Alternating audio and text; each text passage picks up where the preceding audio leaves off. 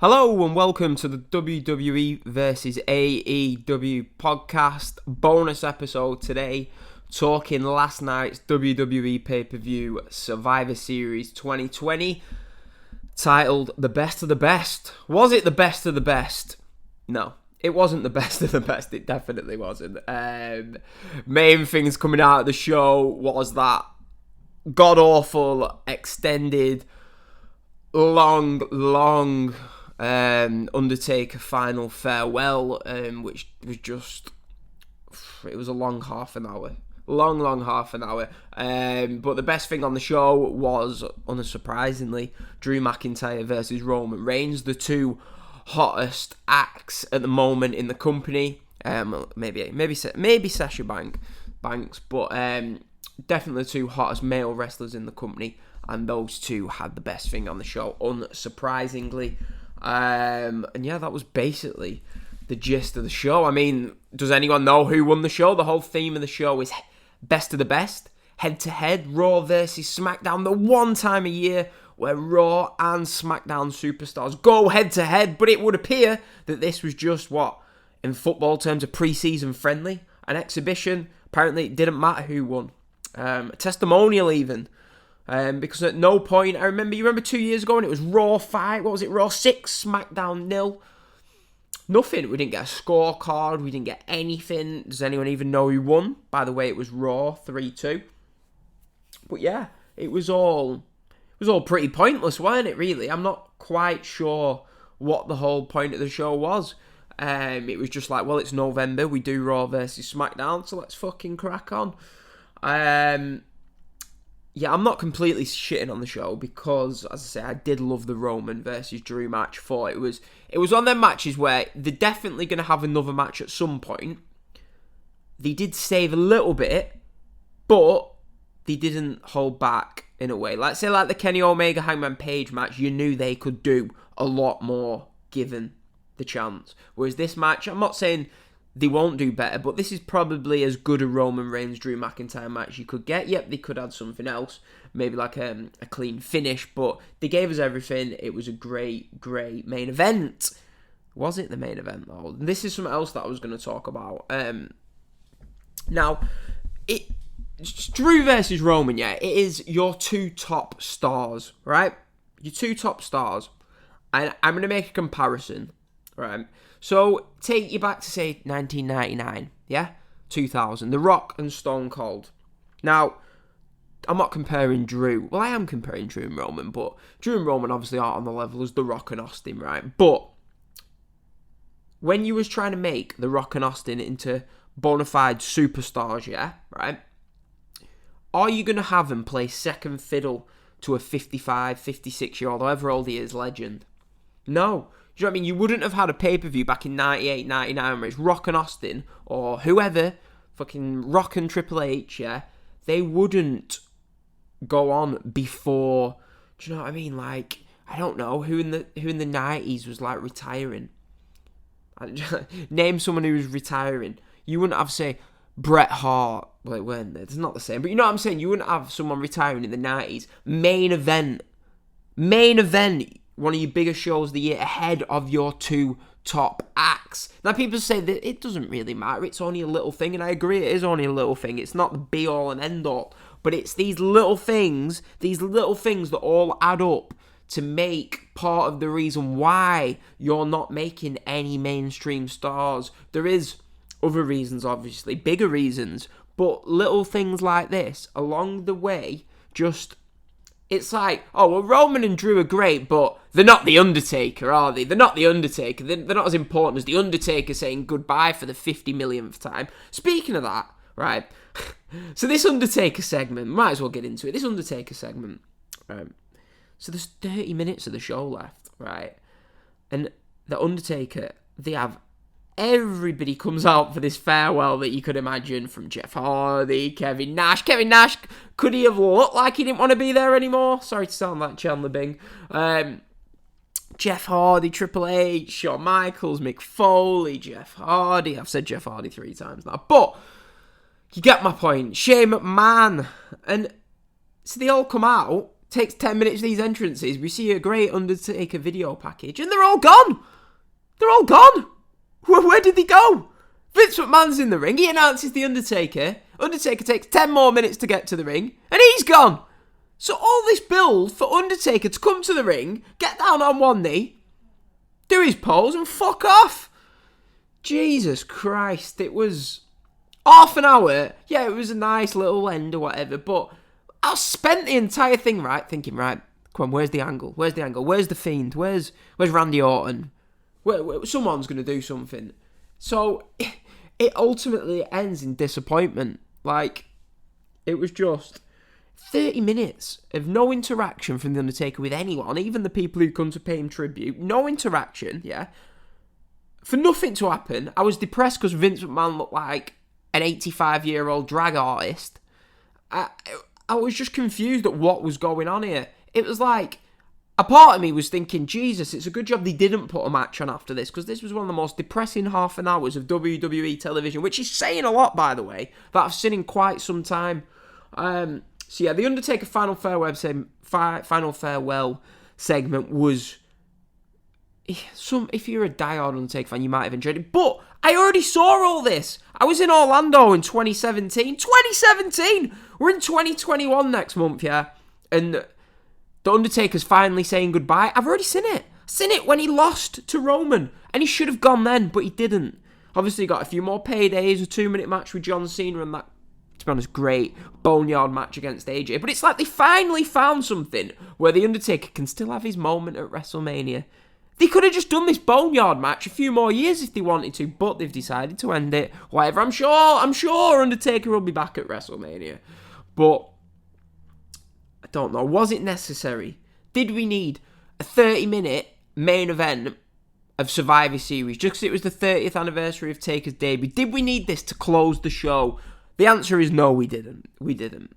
So people who I will be honest here, I've been very, very positive on these WWE pay-per-views for months now. I've really enjoyed. I think 2020 has been a great year of WWE pay-per-views. But this was not a good pay-per-view.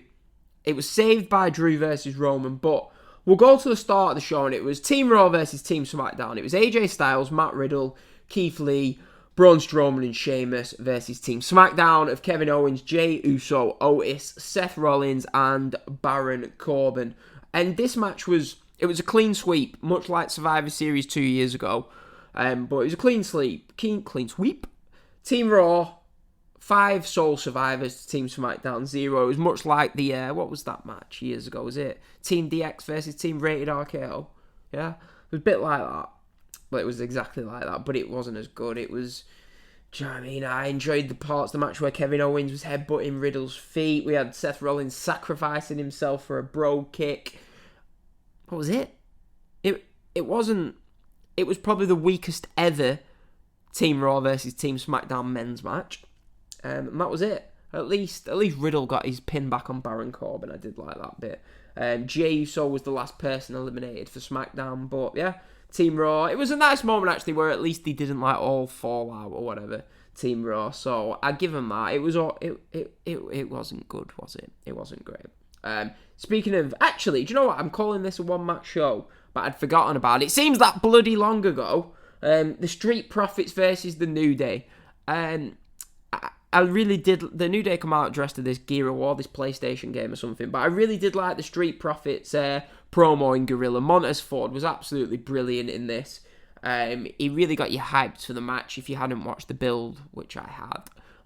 But it really made you want the Street Profits to win.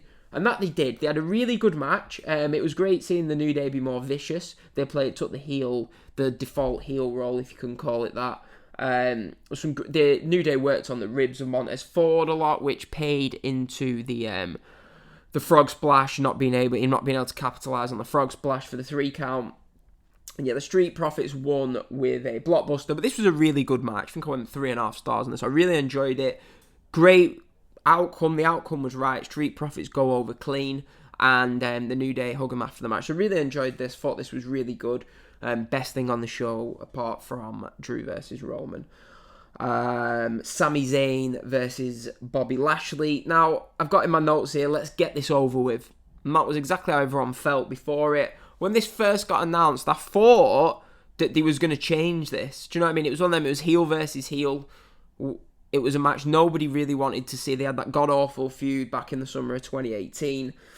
And there was no way this was going to be good. Obviously, if you put Bobby Lashley and Sami Zayn, do you know what I mean, in a ring together on the indies for 15 minutes, I'm sure they'd have a decent match. But with both men as heels, Sami Zayn playing the cowardly heel, it was never going to be good. The whole match is just Sami Zayn running away from Bobby Lashley, trying to get Bobby Lashley or the Hurt Business DQ'd, and in the end, MVP trips Sami up as he's trying to get away, and Lashley hits the Dominator, locks in the Dominator for the win. This was pretty poor. Really, worst match on the show. Didn't enjoy it one bit.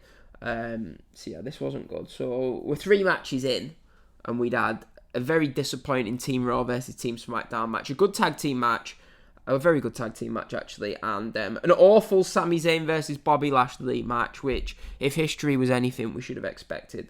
Backstage, we get Roman going mad at Jey Uso, telling him to get out of here. He don't want him here for the main event match later on.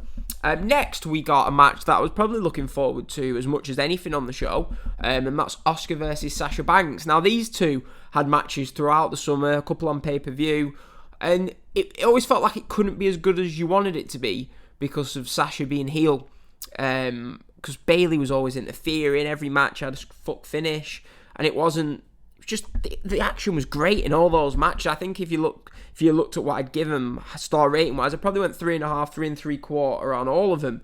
But the endings let them down. So for this, I was really pumped up for it. I thought this is going to be really good. But it started off a little bit slow, but it picked up as ever. They worked well together, but it just never really got going. It was good. It was like, I don't know, 3-star, 3 and whatever fucking star rating you want to give it. But it was alright, it was good. But it wasn't. It was a very, very forgettable, passable match. It was a TV match. It wasn't what you'd wanted. Then Corey Graves, I tweeted out about this. For about the 4th time on the show, this is my pet hate with commentators. If someone misses a move, yeah, fair enough. You can mention it. You don't need to, though. I don't understand this obsession with commentators for... Even AEW do it. Like, oh, he doesn't look like he got all of that. It's like, look, it's wrestling. They're not always going to hit everything sweet, yeah, and plumb, right? We all know what this is. You don't need to point it out for us. You don't need to be like, do you know what I mean? It's just... it just annoys me when they say, like, oh, he didn't get all of that. Oh, he's missed. He didn't... I think he connected on his chin. It's like... We're not thick. Just don't mention it. Don't bring... Sometimes I might not even notice it, and you as commentators are bringing us to it. And speaking of complaining about commentators, Corey Graves, when Sasha gets the roll-up win, yeah, says, it's not as definitive as Sasha would have liked. Alright, so you're telling me Sasha's not happy with the win? Asuka's lost, so did anybody gain anything from this? No. You might as well if Sasha's winning, put her over. Don't be like, oh... wasn't as definitive as she would have wanted, man. Do you know what I mean? It's like, well, what was the point in any of this?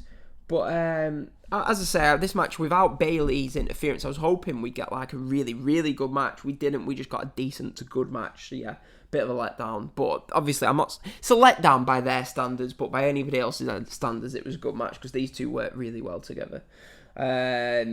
Next is the Team Raw versus Team SmackDown women's match. This was...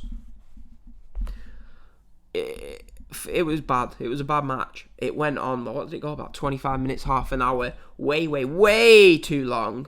It was just, we had Team Raw bullying Lana out the ring. A nice Spanish fly from Bianca and Lacey.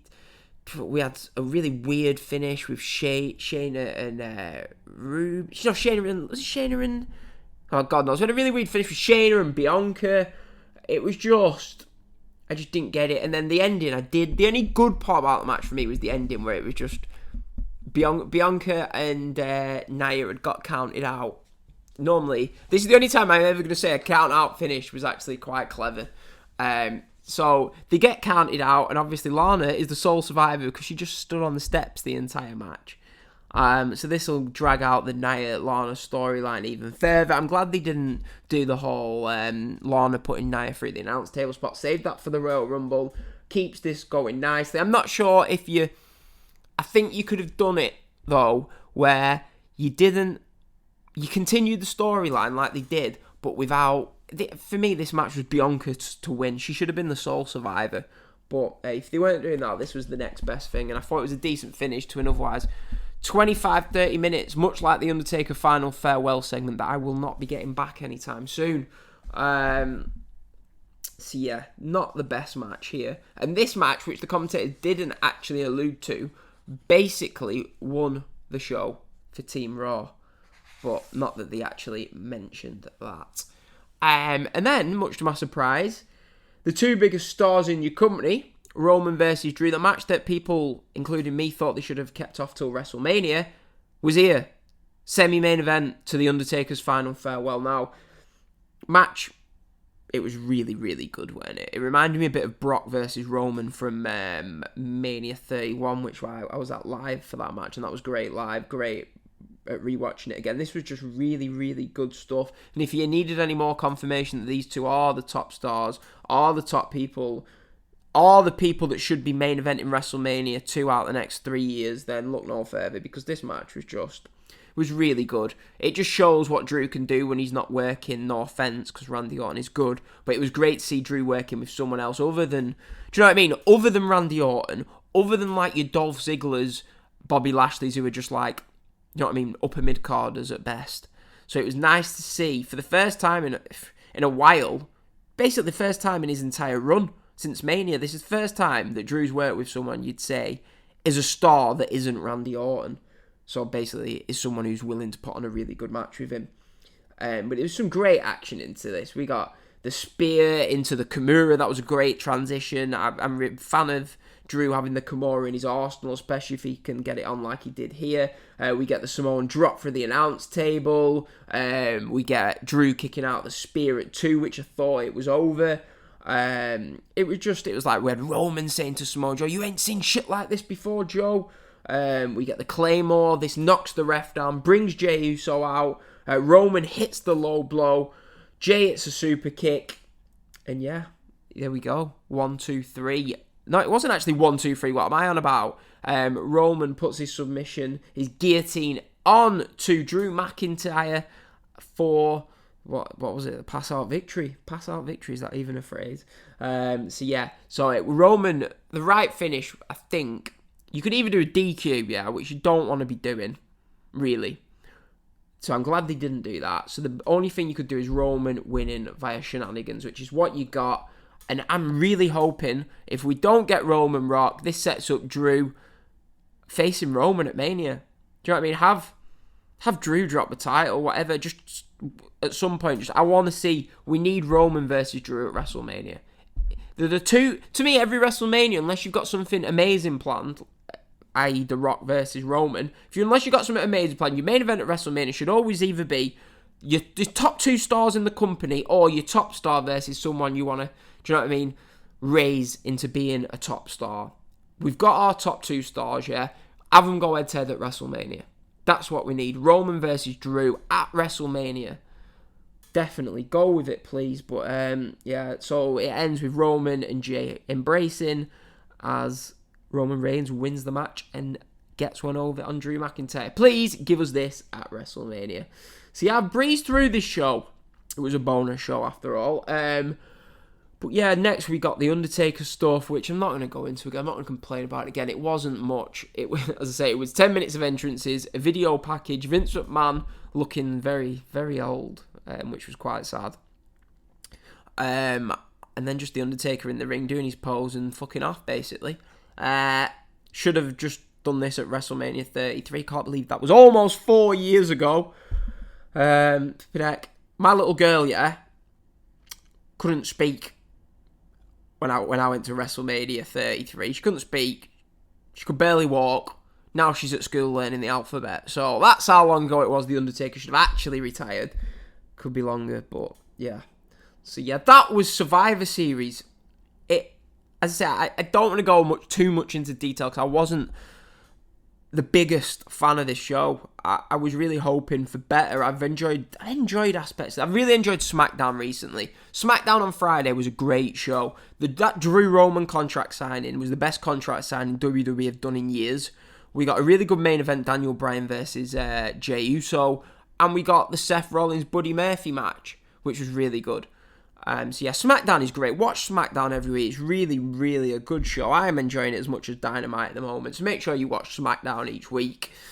And yeah, that is... And another thing I was thinking, the amount of wrestlers that were off this show, considering it's one of your biggest shows of the year, there was no Randy Orton, no Rey Mysterio, no Buddy Murphy, no Daniel Bryan.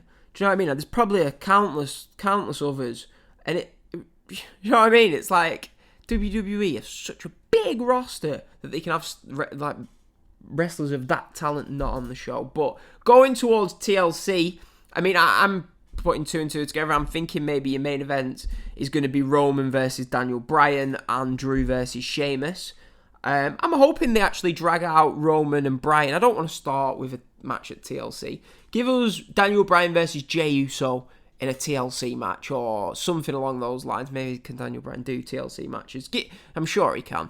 Daniel Bryan versus Jey Uso, maybe a ladder match, and then we can get Roman versus Bryan at Royal Rumble. Save their first match for a wrestling match. I don't want to see a no DQ gimmick match for their first match.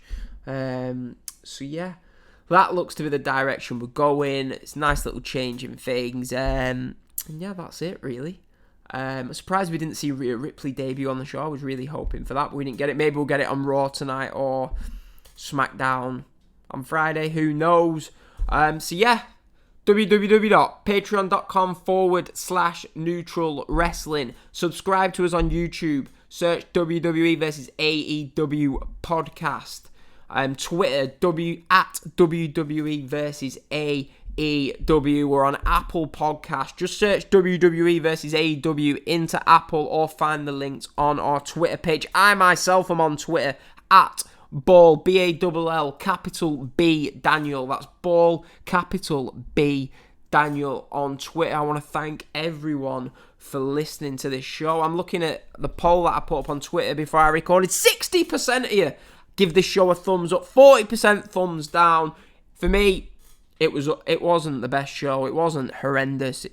We got two good matches, but there was a lot that I didn't like. And yeah, that's it. I will see you again on Thursday for episode 3 in the new series of the WWE versus AEW podcast. Talking Dynamite, talking NXT. Maybe we'll talk about the fallout of Survivor Series from on Raw this upcoming, well, tonight actually, in fact. And yeah, 9 days left of lockdown in the UK, and then we go back into Tier 3. Open the pubs, Boris. Open the damn pubs. See you later.